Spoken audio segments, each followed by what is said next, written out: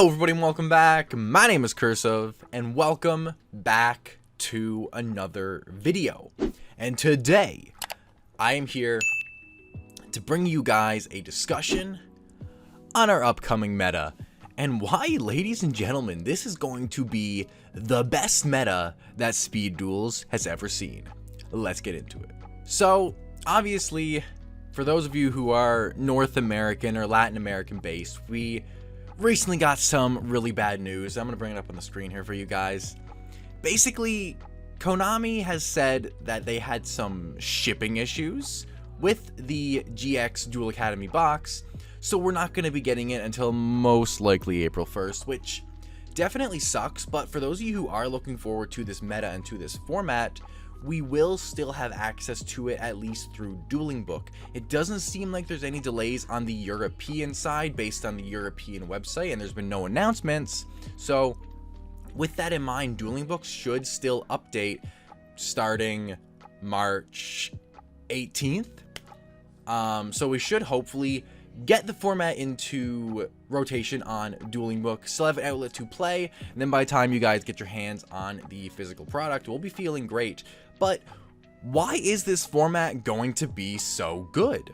Well, ladies and gentlemen, the very first thing I want to bring up to you guys about why this could be such a good format is the fact that we do have someone new, or maybe multiple people new, stepping into the forefront who are taking care of Speed Duels. Since Matt left before Battle City Box came out, and this was his last big hoorah for the Speed Duel community, we've obviously had to get new people taking over the game.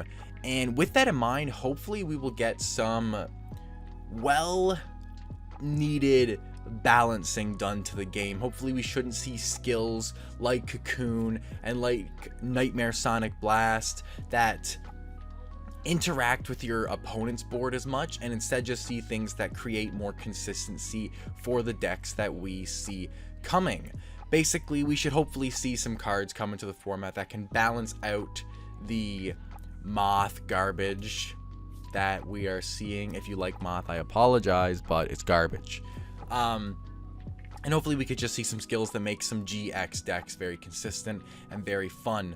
So hopefully we can get a more balanced, more diversified meta. But going into the meta and to the new decks, I think we're going to have a lot of GX decks that are pretty gosh diggity darn viable in the upcoming meta.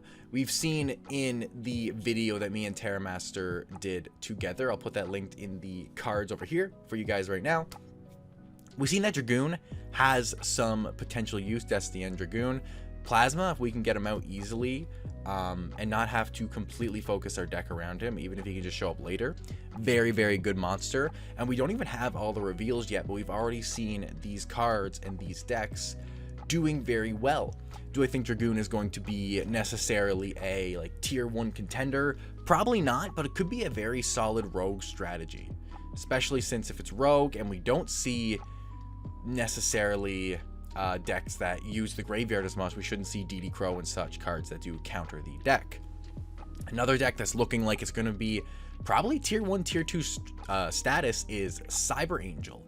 I'm not going to go too in depth with the combo or anything, but basically turn 1, there is this percentage right here of a chance that you set up. This is turn 1. I'll give you the turn 2 percentage here now. So turn 1, percentage. Turn 2, a percentage.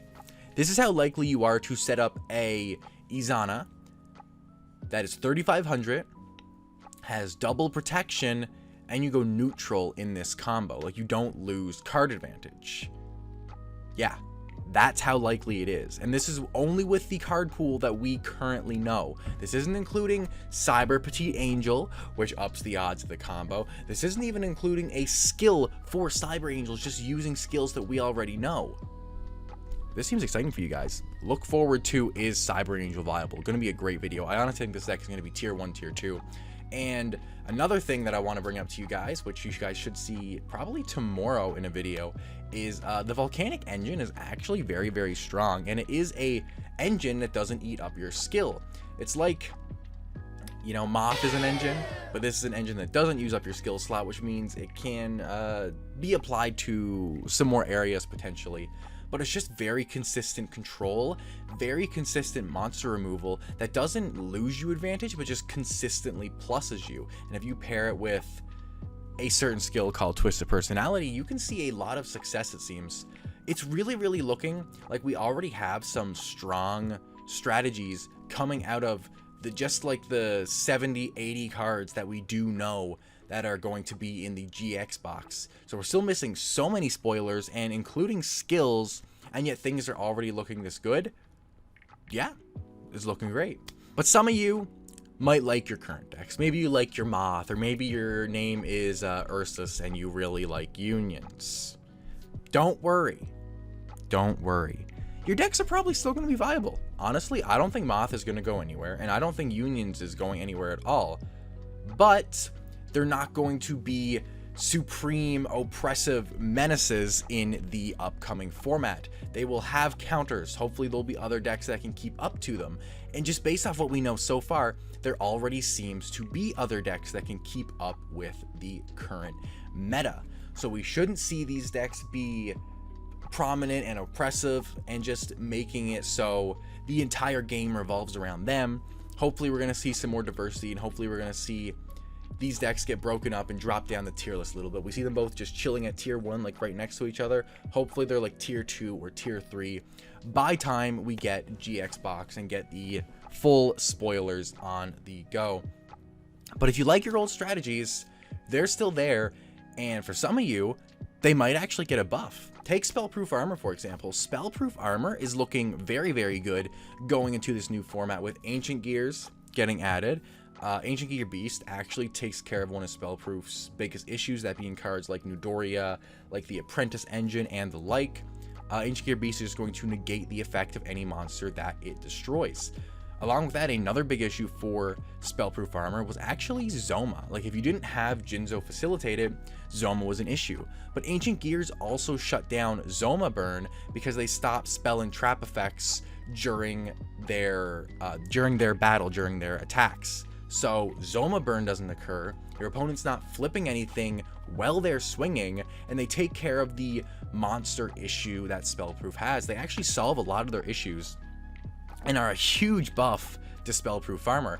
Along with that, Sidra helps with Spellproof's swarming capabilities, which is also a huge buff. So not only will your deck still be in the meta, but you should also see some of your decks come back into the meta. And another reason here, and this is a really, really big reason, if you're brand new to Speed Duels, you might be looking at some of like the older sets or whatever, looking at some of the cards, and you're like, I want to play Moth, the Parasite's $25. Or I want to play Dekoichi, maybe, for my X deck. Maybe you've seen the Dragoon video and you're like, man, I really want to play Dragoon, but Dekoichi's a $15 card. We have these cards getting reprinted. Dekoichi was revealed to be coming as a reprint in the Battle City, or in the Duel Academy box, and we know Parasite's getting reprinted in Tournament Pack 3, which is coming out in March as well.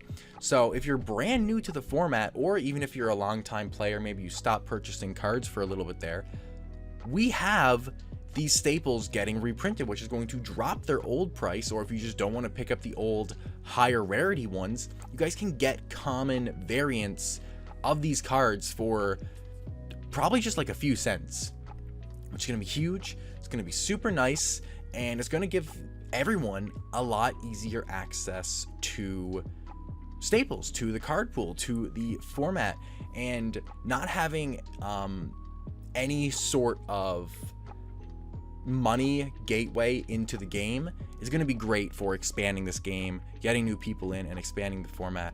Along with that, TOs are going to be coming back, and there's going to be a lot of tournaments going on, not just on Speed Duel League, but on Legacy, and more than likely Tetris Speed Duel Discord as well. So things are looking up, ladies and gentlemen, and I think we have a very fantastic meta on our hands. If you guys are excited, you should definitely leave a like, definitely subscribe, because I will be bringing you guys so much Duel Academy content. Ladies and gentlemen, stay tuned, and we'll catch you guys next time. That's a wrap. Peace.